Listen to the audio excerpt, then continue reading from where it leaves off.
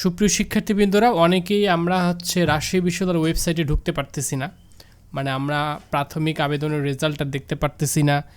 প্রাথমিক আবেদনের রেজাল্ট পাওয়ার পরে ফাইনাল আবেদন করতে পারতেছি না, কারণ আমাদের আগে যে ওয়েবসাইটটা আমাদের জানা ছিল admission.ru.ac.bd, এখানে গেলে এখন আর আগের মতো আমরা তথ্য পাচ্ছি না, কারণ ওই সার্ভারটা ডাউন হয়ে গেছে, অনেক ভিজিটর। তো রাজশাহী বিশ্ববিদ্যালয়ের কর্তৃপক্ষ আরেকটা সাবডোমেইন খুলেছে, এটা application.ru.ac.bd।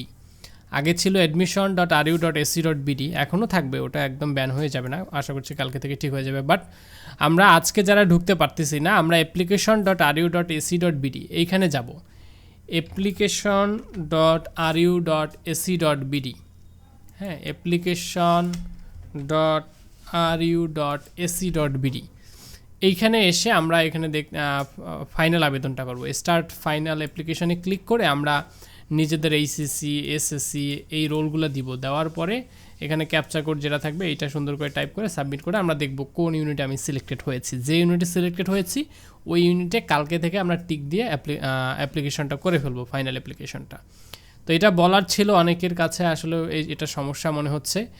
আর একটা কথা বলে রাখি, যারা রাজশাহী বিশ্ববিদ্যালয়ে এ ইউনিট অথবা বি ইউনিট অবাণিজ্য অথবা সি ইউনিট অবিজ্ঞানে টিকেছ, তারা আমার আর ইউ শিওর চান্স কোর্সে ভর্তি হয়ে যাইও। এটার ভর্তি শুরু হয়ে গেছে। এই কোর্সে ভর্তি হতে হলে প্লে স্টোরে গিয়ে Nahid24 অ্যাপটা সার্চ করতে হবে।